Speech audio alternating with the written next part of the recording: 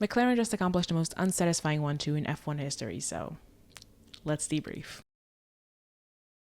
But first, of course, as always, a little contract talk. It was announced that Kevin Magnussen will not continue at Haas at 2025. Unclear if he's retiring or just going to another team. But in the meantime, it opens the seat at Haas with Ollie Berman, and it is very likely that Esteban will go to it. And not to be mean, but Esteban has a track record of not being a great teammate.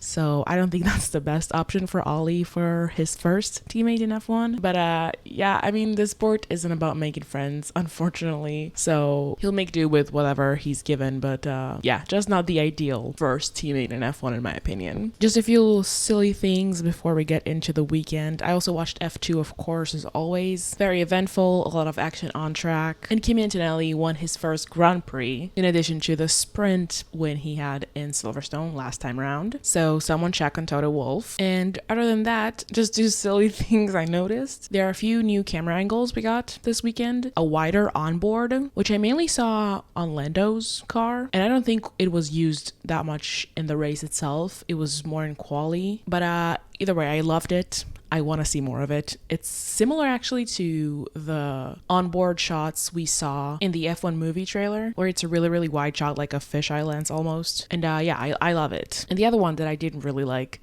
was the drone shot in turns 13 and 14. I'm not a huge fan of drone shots in general, but specifically in F1, I don't think it matches the vibes. It just slows things down. It's very not smooth. And I just personally hate the like swinging back and forth when a drone needs to turn. So yeah, not a fan of that. And another one small little fun thing before we continue to the F1 weekend is that I noticed that I'm really good at estimating pit stop times. Like if they show a pit stop on TV, I'm really good at saying like 2.3, and most of the times I'm spot on or like 0.2 off. So let's go to the weekend. To quali. So I actually had rain before the qualifying and also kind of during the qualifying, so that made it all tricky. And it was again a matter of when you send your driver out without risking compromising their lap from rain or from an incident or just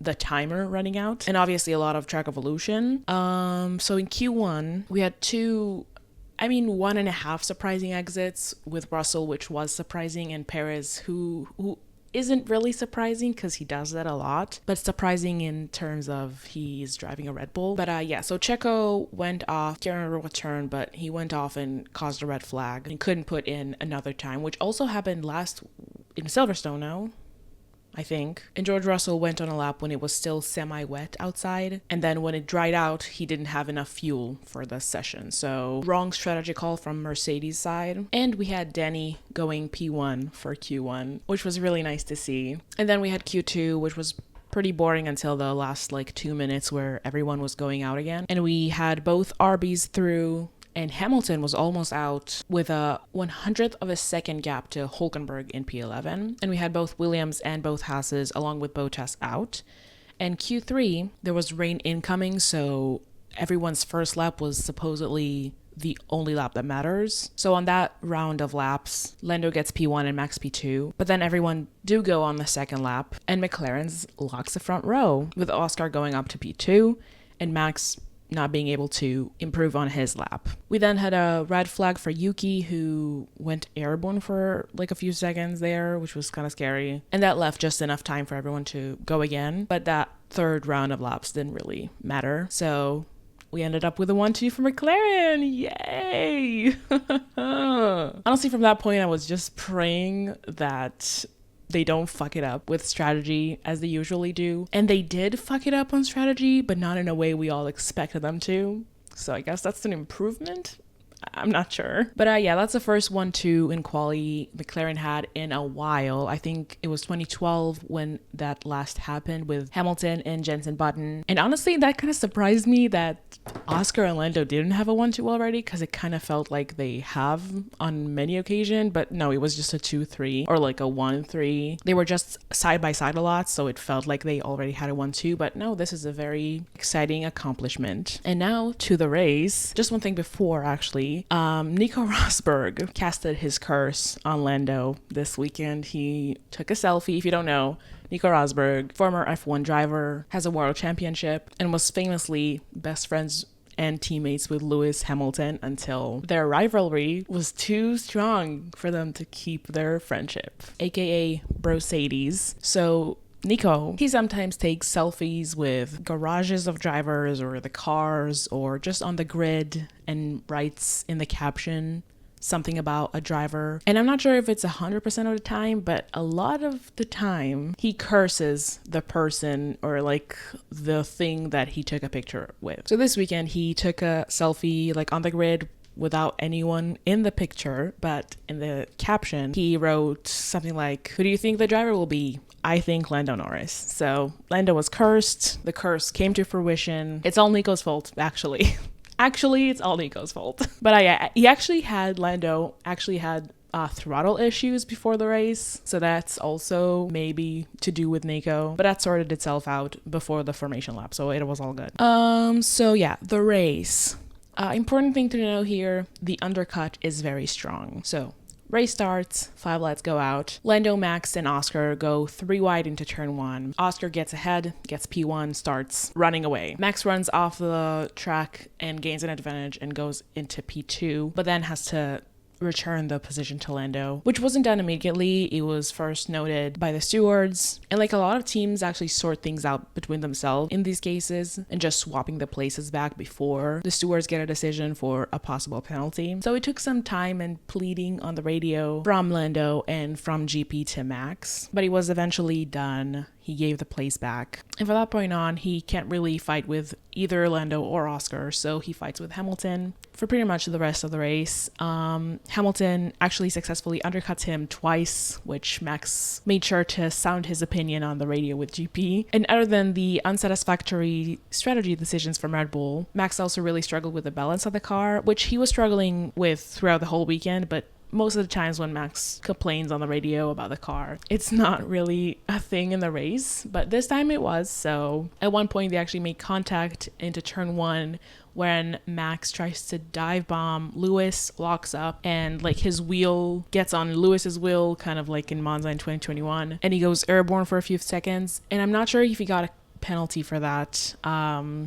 I'll put it here if he did. And before we get to the elephant in the room, some stuff that happened behind the top 4. Gasly had to retire after once again taking extra engine components, which is, I think he's cursed too. Like, what is going on with this car? He something's seriously wrong there. Both Perez and Russell managed to fight their way to the points from P17 and 18. I know there were some team orders shenanigans with Aston Martin, where Fernando was told to let Stroll through to try to overtake Yuki, and was told that if he couldn't make it, they would swap the places back. And Stroll couldn't overtake Yuki, but they didn't swap the places back, so that's also some drama at Aston Martin. Charles also had a good race. He finished P4. He managed to get ahead of Max when Max went off after his contact with Lewis. And that's pretty much for everything that happened like behind the top 4, because it was really hard to follow anything other than the top 4 this race, because that's pretty much all we were shown on TV, which is like fine. Obviously, if the action is happening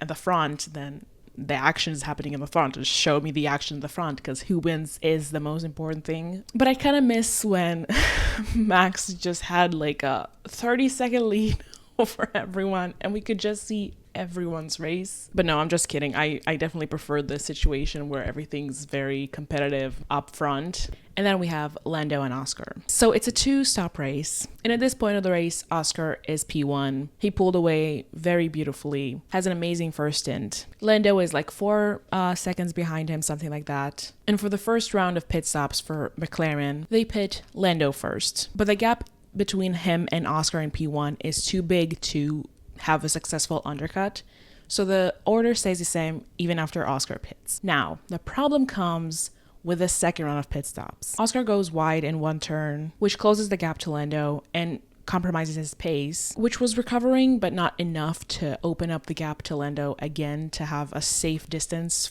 to prevent an undercut.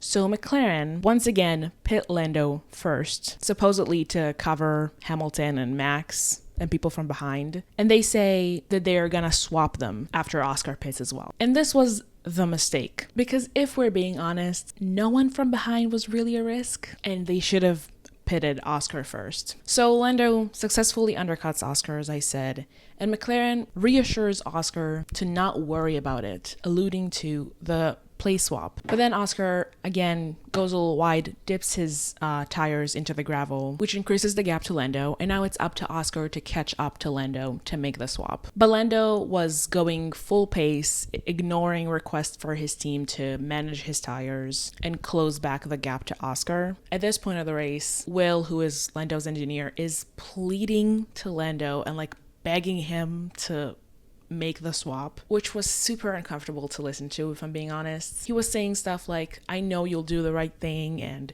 you need Oscar and the team to win a championship, and like kind of manipulating him and guilt tripping him to make the swap. And at this point, I'm so conflicted as to what like I want to happen, because I love Lando and I love Oscar and I love McLaren, and I don't know what to think, because I know it can't be, but both of them really deserve that win today. But that's just not how racing works. And I think that's the problem McLaren is facing right now. They have two really, really good and really strong drivers, and they don't know how to manage that in terms of who to prioritize, when to prioritize, to prevent this kind of awkward situations. Because like up until the second stop, this was Oscar's race. He led from the first corner, he opened up a gap, he was doing great. And what ultimately caused him to be P2 right now is the pitting sequence McLaren decided to do, with Lando undercutting him. And sure, you can make the case that even if they didn't undercut him, Lando had better pace and he would overtake him either way. And that could be the case, because Lando had really good pace at that last stint.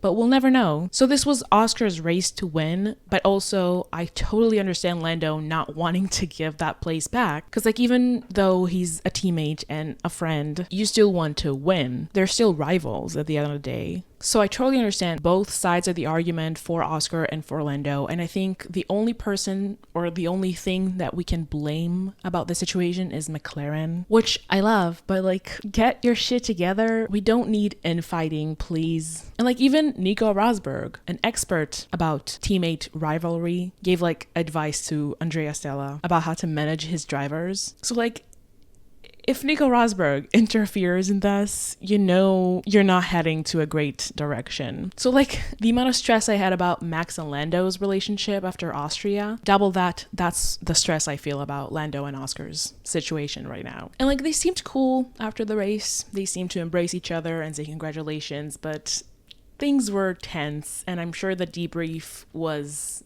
interesting. And like sure, again, F1 isn't about making friends, but like, you can't blame me for wanting them to stay friends, right? So yeah, at the end, Lando lets Oscar through, and Oscar wins his first Grand Prix. And I wish I could say that with more excitement and more emotion, but this whole situation is so tainted, and I feel so bad for him, because like that's not how you want to like win your first Grand Prix. And it's also a 1-2 for McLaren. This should have been the best day of my life. But ironically, McLaren are the ones who ruined it. So I'm not mad, I'm just disappointed. McLaren, do better. Manage your drivers better. The strategy needs to improve.